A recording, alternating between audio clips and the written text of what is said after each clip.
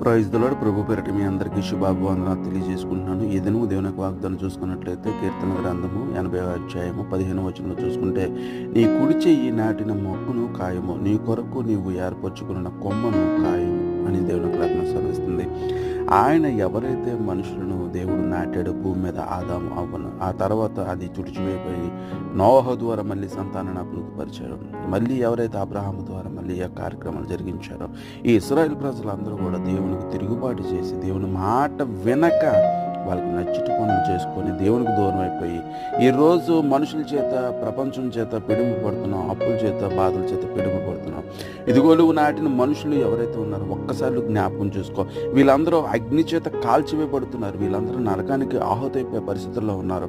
కాబట్టి నీ బిడ్డలందరినీ మరొక్కసారి నువ్వు నాటి వాళ్ళని జీవింపజేయమని అడుగుచున్నాం. ప్రభువుని ప్రార్థన చేస్తున్నాం. మనం కూడా అటువంటి ప్రార్థన చేసేవారు ఉంటే కనుక